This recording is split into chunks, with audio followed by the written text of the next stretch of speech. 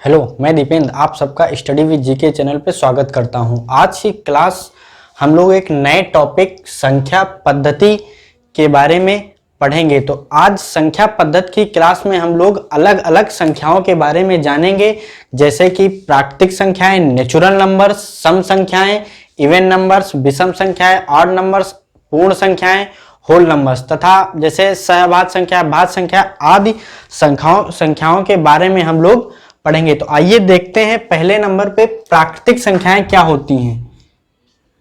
प्राकृतिक संख्याएं, इनको हम लोग इंग्लिश में कहते हैं नेचुरल नंबर्स। Natural numbers. तो प्राकृतिक संख्याएं क्या होती हैं? जिन संख्याओं का प्रयोग हम लोग वस्तुओं को गिनने के लिए करते हैं उन संख्याओं को हम लोग प्राकृतिक संख्याएं कहते हैं। जैसे ये कहां से स्टार्ट होती हैं? प्राकृतिक संख्याएं हम लोगों की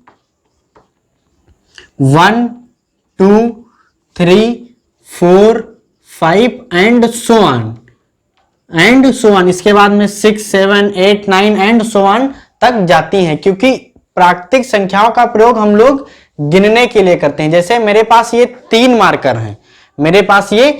मार्कर हैं, तो इनको गिनने के लिए हम लोग क्या करेंगे? पहला, दूसरा और तीसरा, फर्स्ट, सेकेंड एंड थर्ड। इनको गिनने के लिए हम लोग जीरो का तो प्रयोग नहीं करेंगे, तो अतः जीरो एक प्राकृतिक संख्या नहीं होती है। तो प्राकृतिक संख्या क्या होती है? जिन संख्याओं का प्रयोग हम लोग वस्तुओं को गिनने के लिए करते हैं वे संख्याएं हमारी क्या होती हैं? प्राकृतिक संख्याएं, जिनको हम लोग क्या कहते हैं? Natural numbers. वो कहां से स्टार्ट होती हैं? 1, 2, 3, 4, 5, 6 एंड सो ऑन। तो प्राकृतिक संख्याएं क्या होती हैं? जिन संख्याओं का प्रयोग हम लोग वस्तुओं को गिनने के लिए करते हैं वे संख्याएं प्राकृतिक संख्या कहते हैं। जैसे आपसे अगर कोई भी पूछ ले कि जीरो, तो जीरो क्या एक प्राकृतिक संख्या है? तो जीरो एक प्राकृतिक संख्या नहीं है, क्योंकि जीरो का प्रयोग हम वस्तुओं को गिनने के लिए नहीं करते हैं। क्या आप ये कह सकते हैं कि यह एक जीरो मार्कर है, यह एक मार्कर है? ठीक है, तो जीरो एक प्राकृतिक संख्या नहीं होती है। इसके बाद में हम लोग देखेंगे कि होल नंबर्स, पूर्ण संख्याएं क्या होती हैं? पूर्ण संख्याएं,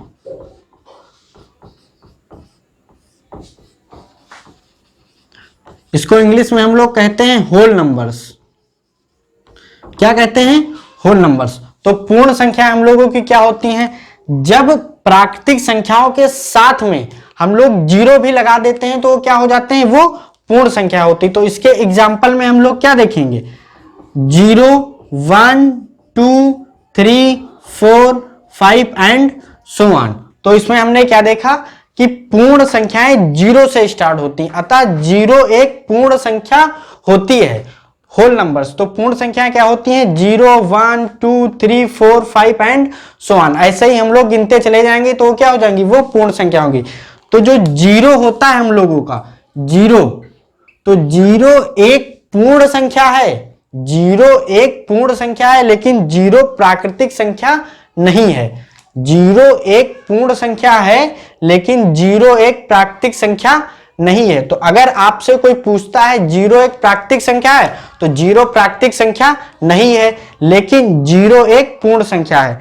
तो पूर्ण संख्या क्या होती है? जो जीरो सहित जो नेचुरल नंबर्स होते हैं वो पूर्ण संख्याएं होती है। यहां पे आपको कंफ्यूज नहीं होना है कि नेचुरल नंबर भी जीरो होता, ऐसा नहीं है।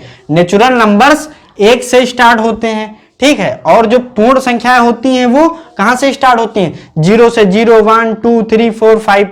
उसके बाद में अगर कोई कह दे -5, तो -5 एक पूर्ण संख्या है? -5 पूर्ण संख्या नहीं है। -5 क्या प्राकृतिक संख्या है? -5 प्राकृतिक संख्या नहीं है। तो ये 1 से स्टार्ट होती हैं और पॉजिटिव होती हैं, और जो पूर्ण संख्या है वो 0 से स्टार्ट होती हैं और पॉजिटिव होती हैं। तो हमने क्या देखा कि नेचुरल नंबर्स क्या होते हैं और होल नंबर्स क्या होते हैं? नेचुरल नंबर प्राकृतिक संख्या, होल नंबर मींस पूर्ण संख्या होती है। और जीरो जो है वह एक प्राकृतिक संख्या नहीं है, लेकिन वह एक पूर्ण संख्या होती है। तो अब हम लोग जो है पूर्णांक के बारे में जानेंगे। तो जिन संख्याओं को एक नंबर लाइन पे जीरो के दाहिनी तरफ तथा जीरो के बाईं तरफ डिनोट करते हैं वे संख्याएं हम लोगों की क्या होती हैं, इंटीजर्स कहलाते हैं। तो यहां पे देखेंगे कि जीरो के दाहिनी तरफ में प्लस की होती हैं, जैसे प्लस का 1, प्लस का 2, प्लस का 3, प्लस का 4, प्लस का 5। और जीरो के बाईं तरफ क्या होता है, माइनस का 1, माइनस का 2, माइनस का 3, माइनस का 4, और इसी तरह से ये चलता चला जाएगा।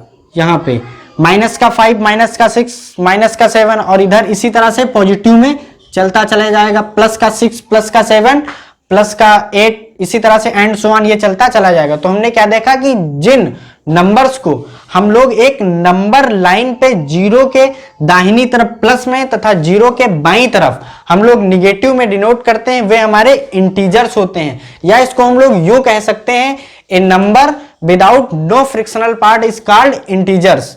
ठीक है, तो यहां पे हमने क्या देखा कि जीरो के दाहिनी तरफ प्लस है तथा जीरो के बाईं तरफ निगेटिव होते हैं, और इन संख्याओं को हम लोग क्या कहते हैं, ये हमारे इंटीजर्स होते हैं। तो अब हम लोग यहां पे ये देखेंगे कि सबसे बड़ा धनात्मक पूर्णांक तथा सबसे छोटा धनात्मक पूर्णांक। तो सबसे बड़ा धनात्मक पूर्णांक, इसका मतलब यह है कि greatest positive integer, greatest positive integer. तो पॉजिटिव तो वो तो हम लोगों को पता नहीं, क्योंकि वो +5 के बाद में +6, +7, 8, 9, 10, 11 वो चलता ही चला, वो हम लोगों को पता नहीं होता, वो अज्ञात होता है। समझ में आया। फिर उसके बाद में अगर देखें कि सबसे छोटा धनात्मक पूर्णांक, इसका मतलब क्या होगा, स्मॉलेस्ट पॉजिटिव इंटीजर, तो वो हम लोगों का 0 होता है। क्या होता है, 0। तो जो 0 होता है वो हम लोगों का सबसे छोटा धनात्मक पूर्णांक होता है, अर्थात कह सकते हैं स्मॉलेस्ट पॉजिटिव इंटीजर। फिर अगर इसी तरह से हम लोग ये देखें कि सबसे छोटा ऋणात्मक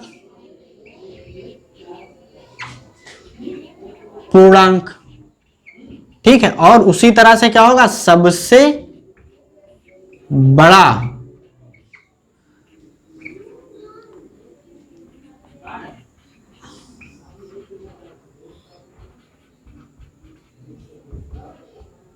ऋणात्मक पूर्णांक क्या होता है। तो सबसे छोटा ऋणात्मक पूर्णांक, तो सबसे छोटा हम लोगों को पता नहीं होता, क्योंकि माइनस में संख्याएं घटती जाती हैं। -1 सबसे बड़ा, फिर उसके बाद में -2, -3, -4, -5, तो जो उसके बाद में इसी तरह -6, -7, -8, -9 आता जाएगा।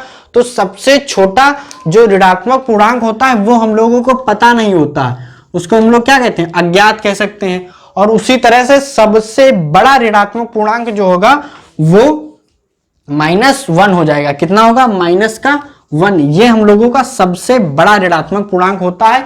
यहां पे थोड़ा धनात्मक और ऋणात्मक बातों पे ध्यान रखिएगा, उसमें कंफ्यूज नहीं होना।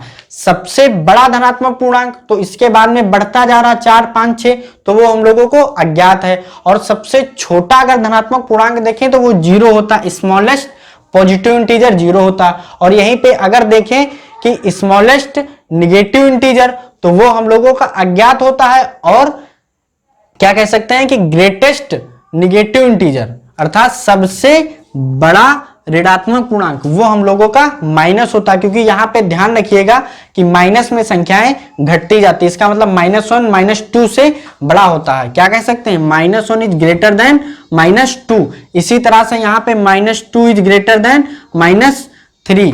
तो यहां पे सबसे बड़ा ऋणात्मक पूर्णांक कितना हो जाएगा, -1। इन सब बातों पे कंफ्यूज आपको नहीं होना, ध्यान से देखना है धनात्मक और ऋणात्मक में बड़ा और छोटा क्या होता है। अब हम लोग जो है सम संख्याओं के बारे में जानेंगे, इवन नंबर्स, सम संख्याएं, इनको क्या कहते हैं, इवन नंबर्स। ठीक है, तो सम संख्याएं क्या होती हैं, तो जो संख्याएं 2 से डिवाइड हो जाती हैं वो हमारी क्या होती हैं, वो हम लोगों की सम संख्या होती हैं। जैसे एग्जाम्पल के लिए अगर हम ले लें, जैसे ले लेते हैं 24, तो 24 2 से डिवाइड है, अगर इसको हम 2 से भाग करते हैं तो ये 12 बार कट जाता है। तो जो 24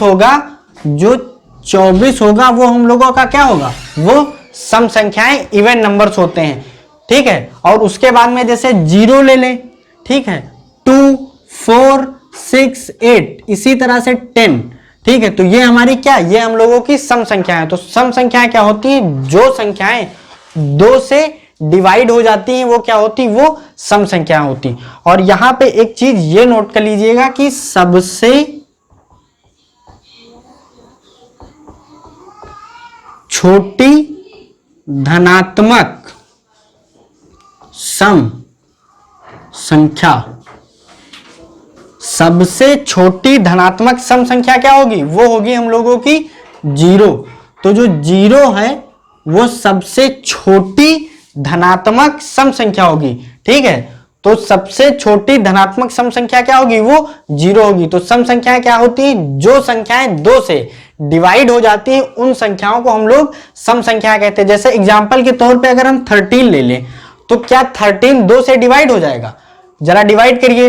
तो 2 से जब इसको डिवाइड करेंगे तो 2 छक्का 12 हो जाएगा और एक शेषफल बच जाएगा। तो इसका मतलब जो 13 हम लोगों का है वो 2 से डिवाइड नहीं हो रहा, तो इसका मतलब 13 जो है वो सम संख्या नहीं हो सकती। तो सम संख्याएं कौन सी होती, जिन संख्याओं को हम लोग अगर 2 से डिवाइड करते हैं और अगर वो पूरी डिवाइड हो जाती हैं तो उन संख्याओं को हम लोग क्या कहते हैं, सम संख्याएं कहते हैं। और सबसे छोटी धनात्मक, यहां पे फिर एक बात ध्यान रखिएगा, धनात्मक, सबसे छोटी धनात्मक सम संख्या क्या होगी, 0। इसका मतलब स्मॉलेस्ट पॉजिटिव इवन नंबर कौन सा होगा, वो 0 होगा। और सबसे बड़े में तो कोई भी हो सकता है। इसी तरह से निगेटिव की अगर बात करें तो माइनस का 24 है, तो ये भी तो 2 से डिवाइड हो जाएगा। अगर इसको हम लोग 2 से डिवाइड करते हैं तो इसका कितना आ जाएगा, -12 आ जाएगा। तो इस हिसाब से -24 भी एक इवन नंबर है। तो जितनी भी संख्याएं 2 से अगर डिवाइड हो जाएंगी तो वो सभी संख्याएं हम लोगों की क्या होंगी, वो सभी संख्याएं सम संख्याएं कहलाती हैं। फिर अगर उसके बाद में हम लोग यहीं पे देखते हैं विषम संख्याएं, इसके बाद में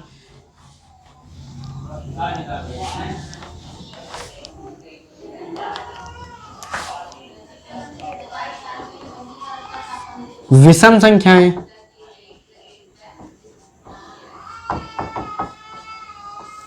इनको हम लोग कहते हैं ऑड नंबर्स।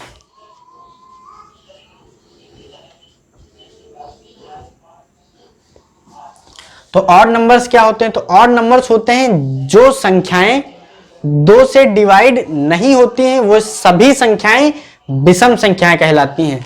सम संख्याओं में हमने क्या बताया था कि जो संख्याएं 2 से डिवाइड हो जाती हैं वे संख्याएं सम संख्याएं कहलाती हैं, तथा जो संख्याएं 2 से डिवाइड नहीं होती हैं वे सभी संख्याएं विषम संख्या कहलाती हैं। जैसे एग्जाम्पल के तौर पे अगर हम लोग 17 ले लें, ठीक है, तो ये 2 से डिवाइड है, नहीं डिवाइड होगा, क्योंकि अगर इसको हम 2 से भाग देंगे तो 2 8 16 और एक शेषफल बच जाएगा। तो इसका मतलब जो 17 है वो हम लोगों की एक विषम संख्या है। तो जब 17 एक विषम संख्या है तो यह एक सम संख्या नहीं हो सकती है। और यहीं पे अगर हम लोग ये देखें कि सबसे छोटी धनात्मक विषम संख्या क्या है,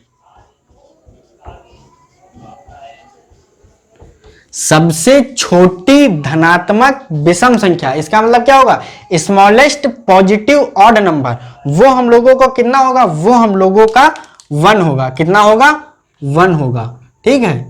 तो ये ध्यान रखेंगे कि सबसे छोटी धनात्मक विषम संख्या 1 होगी और सबसे छोटी धनात्मक सम संख्या अभी हमने बताया था वो क्या होती है, वो 0 होती है, क्योंकि जो 1 है वो 2 से क्या डिवाइड होता है, पूरा नहीं डिवाइड होता।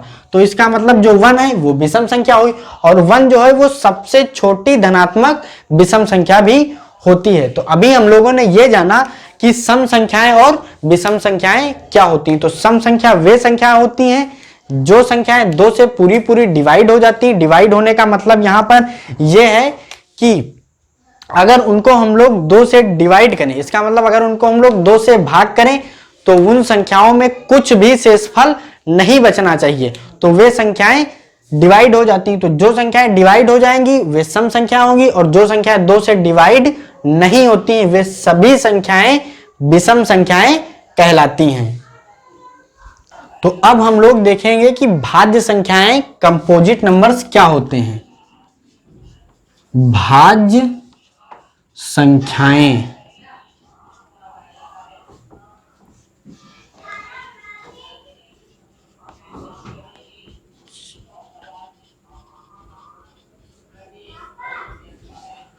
तो जो संख्याएं एक तथा स्वयं से छोड़कर किसी अन्य संख्या से डिवाइड हो जाती हैं वे संख्याएं भाज्य संख्याएं कहलाती हैं।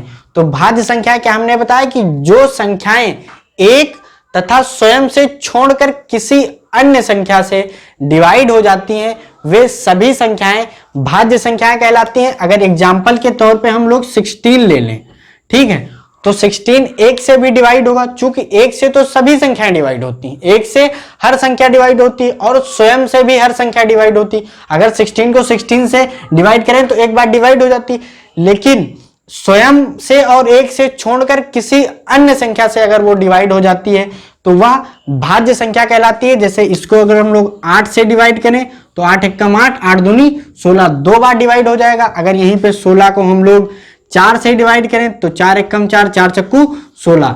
इसका मतलब जो संख्या एक तथा स्वयं से छोड़कर किसी अन्य संख्या से पूरा भाग हो जाती है, कहने का मतलब कुछ भी शेषफल नहीं बचता है, वे संख्याएं भाज्य संख्याएं कहलाती हैं। जैसे एग्जाम्पल के लिए अगर हम लोग 7 ले लें तो 7 क्या भाज्य संख्या है? नहीं है, क्योंकि 7 किसी से नहीं डिवाइड होगा। कहने का मतलब स्वयं से और एक से तो डिवाइड हो जाएगा लेकिन इसके अलावा किसी संख्या से नहीं डिवाइड होगा, तो इसलिए 7 एक भाज्य संख्या नहीं है। ठीक है, 7 एक भाज्य संख्या नहीं है, क्योंकि आप इसको 2 से डिवाइड करें तो 2 तिया 6 हो जाएगा, एक शेषफल बच जाएगा। जैसे 7 है, ठीक है, तो 2 तिया 6, तो एक शेषफल बच जाएगा।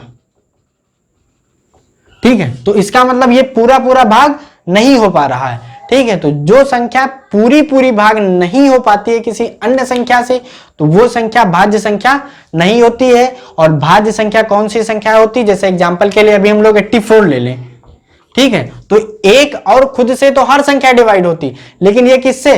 जिसको 2 से डिवाइड करेंगे तो डिवाइड हो जाएगा 2 चक्कू 8, 2 दूनी 4। ठीक है, ये 4 से भी डिवाइड हो जाएगा 84। 4 से जब डिवाइड करेंगे तो 4 एकम 4, 4 दूनी 8, 4 एकम 4, 21 भागफल आ जाएगा। तो कहने का मतलब भाज्य संख्याएं वे संख्याएं होती हैं जो संख्याएं स्वयं और एक से छोड़कर किसी अन्य संख्या से डिवाइड हो जाती हैं। कहने का मतलब भाग देने पर कुछ भी शेषफल नहीं बचता है, वे सभी संख्याएं भाज्य संख्याएं कहलाती हैं। इसके बाद में हम लोग देखेंगे कि अभाज्य संख्याएं क्या होती हैं।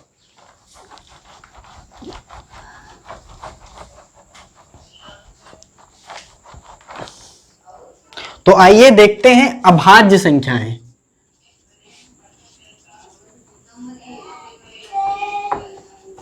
अभाज्य संख्याएं, इनको हम लोग कहते हैं प्राइम नंबर।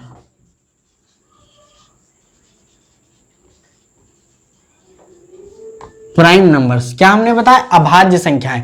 तो अभी हमने भाज्य संख्याएं बताई थी, तो भाज्य संख्या में हमने बताया था कि वो संख्या स्वयं से और खुद से छोड़कर किसी एक संख्या से अगर डिवाइड हो जाती है तो वो भाज्य संख्या होती है।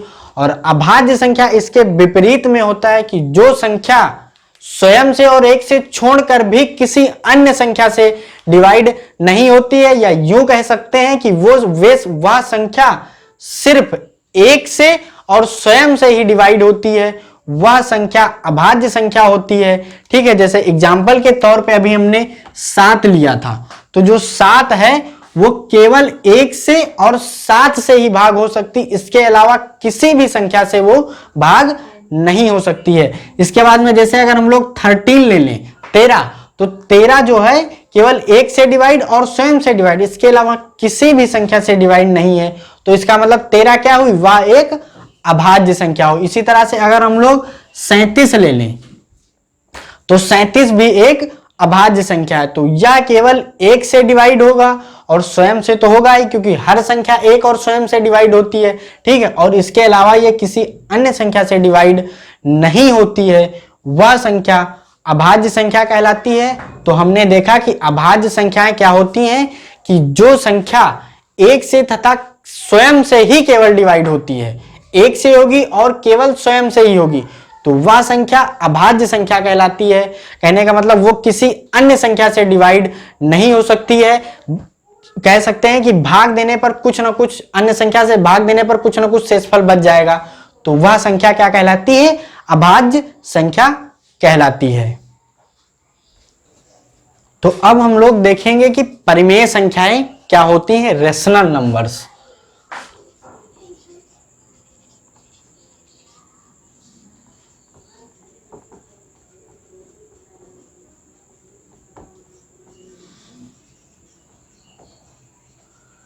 Rational numbers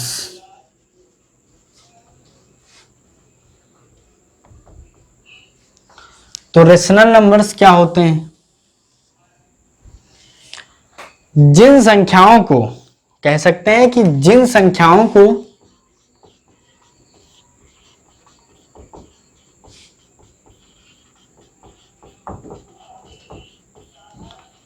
P by Q के रूप में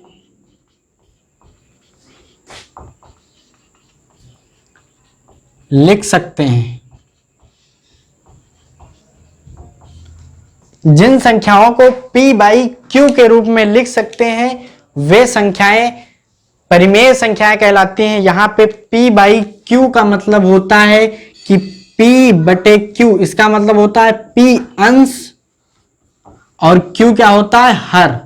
और यहां पे ध्यान रखिएगा कि जहां Q नॉट इक्वल टू 0, कहने का मतलब Q 0 नहीं हो सकता, इसके अलावा Q कुछ भी हो सकता है। तो जिन संख्याओं को P बाई Q अर्थात अंश बटे हर की फॉर्म में लिख सकते हैं वे सभी संख्याएं परिमेय संख्याएं कहलाती हैं। और यहाँ पे Q जो होगा वो 0 नहीं हो सकता, क्योंकि किसी भी संख्या के नीचे अगर 0 होता है तो उसका मतलब हो जाता है इन्फिनिटी, या इसको हम लोग कह सकते हैं अनडिटरमाइंड फॉर्म हो जाती है।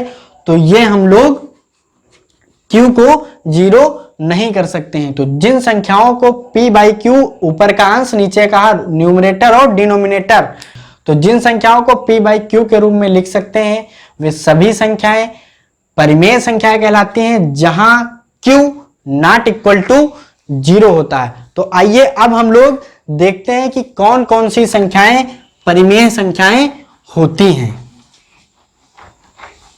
जैसे कि अगर कोई भी नेचुरल नंबर, अभी हमने पढ़ा था प्राकृतिक संख्याएं, तो जैसे कि अगर हम लोग 9 ले लें, ठीक है, तो 9 एक परिमेय संख्या है, क्योंकि किसी भी संख्या के अगर हर में 1 लिख देते हैं तो उससे कोई संख्या के फर्क नहीं पड़ता, क्योंकि अगर 1 से 9 को भाग करेंगे तो उसका मान कितना आएगा? 9 ही आएगा। तो यहां पे हमने देखा कि सभी नेचुरल नंबर्स, सभी प्राकृतिक संख्याएं जो होती हैं वे क्या होती हैं? परिमेय संख्याएं होती हैं। इसी तरह से सभी होल नंबर्स रेशनल नंबर्स होते हैं। तो रेशनल नंबर्स कौन से होते हैं? जिन भी संख्याओं को हम लोग अंश और हर के फॉर्म में लिख सकते हैं वे सभी संख्याएं क्या होती हैं? वे सभी संख्याएं परिमेय संख्या होती हैं। जैसे एग्जाम्पल के तौर पे अगर हम लोग यहाँ पे ले लें 2/3, तो 3 से अगर आप 2 को भाग देंगे तो पॉइंट लगाएंगे, 0 लगाएंगे तो 20 हो जाएगा, 6 6 6 6 इस तरह से एंड सो ऑन चलता चले जाएगा।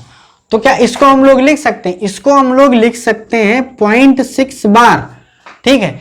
एक संख्या जब बराबर रिपीट होती है तो उसको 6 बार लिख सकते हैं, और इसको लिख सकते हैं 6/9। और जब इसको काटेंगे तो 3 दूनी 6, 3 तिया 9, तो इसका मान कितना आ जाएगा? 2/3।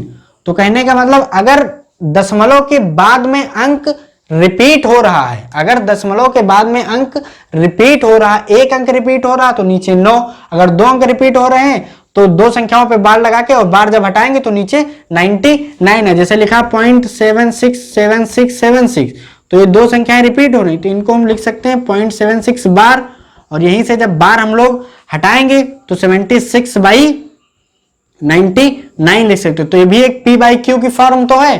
तो जिन भी संख्याओं को हम लोग अंश और हर की फॉर्म में लिख सकते हैं वे सभी संख्याएं परिमेय संख्याएं कहलाती हैं। लेकिन दशमलव के बाद में ध्यान रखना है कि नंबर्स जो हों वो रिपीट होने चाहिए, जो नंबर्स हों वो रिपीट होने चाहिए। अगर यहाँ पे रिपीटिशन नहीं होता तो वो अपरिमेय संख्याएं हो जाती हैं। फिर और हम लोग देखते हैं कि परिमेय संख्याएं कौन कौन सी हो सकती हैं। अब हम ये देखेंगे कि सभी सम संख्याएं परिमेय संख्या होती हैं तथा सभी विषम संख्याएं भी परिमेय संख्या होती है। जैसे विषम संख्या हम लोग 7 ले लें और इसके नीचे 1 लिख सकते हैं ना, तो ये भी एक p बाई क्यू फॉर्म हुआ, तो ये भी एक परिमेय संख्या हो। इसी तरह से अगर कोई सम संख्या ले लें, 0 ले लें, ठीक है, तो 0 एक परिमेय संख्या है क्योंकि 0 के नीचे हम लोग 1 लिख सकते हैं और 1 से जब 0 को भाग देंगे तो 0 ही आ जाएगा। लेकिन 0 एक परिमेय संख्या भी है। तो हमने देखा कि 0 भी एक परिमेय संख्या है, अर्थात 0 को भी परिमेय संख्या के रूप में लिखा जा सकता है। तो जितनी भी संख्याएं हैं अगर उनको हम लोग अंश और हर के फॉर्म में लिख सकते हैं वे सभी संख्याएं परिमेय संख्या कहलाती। जैसे एग्जाम्पल के तौर पे अगर हम लोग 0.14 लिखा है तो 0.14 का मतलब यह है कि अगर ये दशमलव हटाएं तो नीचे 1 आएगा, 1 तो नीचे होता ही है, और दशमलव के बाद जितनी संख्याएं होती है तो जब ऊपर से पॉइंट हटता है तो उतने ही 0 आते हैं। तो दशमलव के बाद 2 संख्याएं तो यहाँ पे 2 0 आएंगे। अब इसको काट दें तो 2 सती 14 और ये 50 बार कैंसिल हो जाएगा, तो ये 7/50 आया। तो यहाँ पे हमने देखा कि 0.14 जो था वो भी एक परिमेय संख्या है, ठीक है। तो जितनी भी संख्याओं को हम लोग p बाई क्यू के फॉर्म में लिख सकते हैं वे सभी संख्याएं परिमेय संख्याएं कहलाती हैं। दशमलव वाले में थोड़ा सा आप ध्यान रखिएगा कि दशमलव के बाद में अगर एक लिमिटेड दूरी तक दी है, जैसे यहाँ पे कितना दिया था 0.14 ही केवल दिया था, ठीक है, और कुछ संख्या होती जैसे अभी हमने दिखाया था 2/3, तो इसको जब भाग करते हैं तो 0.666 ये ऐसे ही चलता चला जाएगा, ठीक है। तो यहाँ पे एक रिपीटिशन अंक का है, एक अंक बार बार रिपीट हो रहा है, ठीक है। तो ये एक परिमेय संख्या के रूप में अभी हमने बताया था कैसे लिख सकते हैं। अगर यहीं पे इस टाइप से लिख दे 0.786324 एंड सो ऑन इसी तरह से, तो यहाँ पे आप ये देख रहे हैं कि कोई भी नंबर रिपीट नहीं हो रहा, तो यह एक परिमेय संख्या नहीं हो सकती, तो यह एक अपरिमेय संख्या होगी। इसके बाद में अभी हम लोग जानेंगे अपरिमेय संख्याओं के बारे में, ठीक है। तो अब हम लोग जानेंगे कि अपरिमेय संख्याएं क्या होती हैं।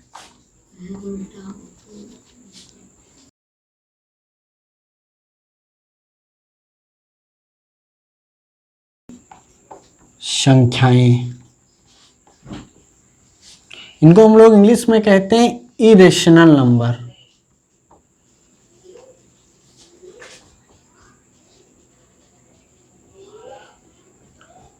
Irrational numbers. तो अपरिमेय संख्याएं क्या होती हैं? तो अपरिमेय संख्याएं वे संख्याएं होती हैं जिन संख्याओं कह सकते हैं कि जिन संख्याओं को हम लोग p बाई क्यू के फॉर्म में नहीं लिख सकते हैं, क्योंकि जो संख्याओं को हम लोग p बाई क्यू के फॉर्म में लिख सकते हैं वे सभी संख्याएं हमारी परिमेय संख्याएं कहलाती है। अभी हमने बताया था कि 0 जो होता है वह एक परिमेय संख्या होती है, क्योंकि इसको हम लोग 0/1 लिख सकते हैं, तो 0 अंश हो गया, ठीक है, और 1 क्या हो गया, हर हो गया। तो 0 को अंश बाई हर के फॉर्म में लिख सकते हैं, तो 0 1 हम लोगों की परिमेय हो गई। और अपरिमेय संख्याएं वे संख्या होती जिन संख्याओं को हम लोग p बाई क्यू अर्थात अंश और हर के फॉर्म में नहीं लिख सकते। एग्जाम्पल के लिए अगर हम लोग √2 ले लें तो √2 की वैल्यू आती है 0.414213 एंड सो ऑन, इसी तरह से ये चलता चला जाएगा। तो यहां पे हम लोग ये देख रहे हैं कि किसी भी नंबर का एक प्रॉपर रिपीटेशन नहीं हो रहा है। कहने का मतलब से 4 है, फिर 1 है, फिर 4 है, फिर यहाँ पे 2 आ गया, फिर 1 आ गया, फिर 3 आ गया। तो यहाँ पे देख रहे हैं √2 की वैल्यू में कोई भी प्रॉपर रिपीटेशन नहीं है। अगर प्रॉपर रिपीटेशन होता, जैसे अभी हमने कितना लिखा था 2/3, तो इसका मतलब कितना था 0.6666, तो यहाँ पे एक प्रॉपर 6 जो है बार बार रिपीट हो रहा था, तो इसको हमने कितना 0.6 बार, और इसको 6/9, और ये कितना था 2/3, तो एक परिमेय संख्या थी। जैसे 0.666 देते तो वह एक परिमेय संख्या है, लेकिन अगर ये देते तो यहाँ पे कोई भी प्रॉपर रिपीटेशन नहीं हो रहा, तो यह एक अपरिमेय संख्या।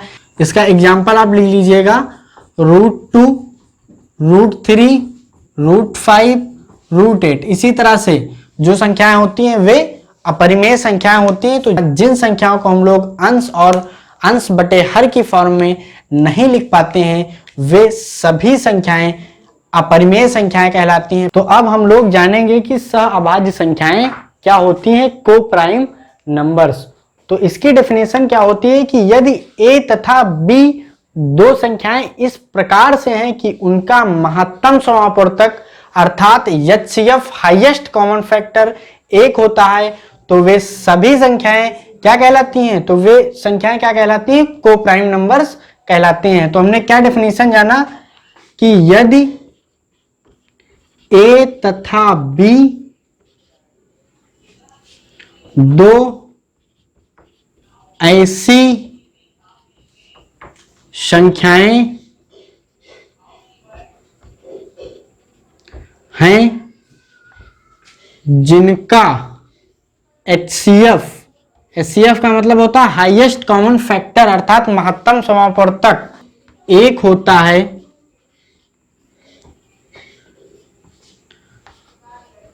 सहअभाज्य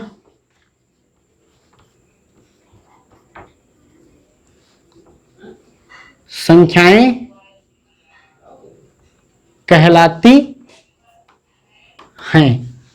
तो यदि a तथा b दो ऐसी संख्याएं हैं जिनका HCF का मतलब होता है मासा पा अर्थात हाईएस्ट कॉमन फैक्टर अगर 1 होता है तो वे संख्याएं सहअभाज्य संख्याएं कहलाती हैं। अगर इसका एग्जाम्पल ले लें जैसे,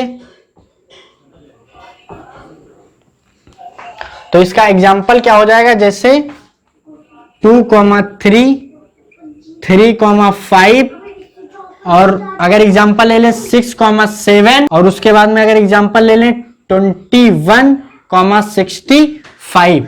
तो इसमें हम लोग देख सकते हैं कि 2, 3 का HCF 1 होगा, 3, 5 का HCF 1 होगा, 6, 7 का HCF 1 होगा, 21, 65 का HCF 1 होगा।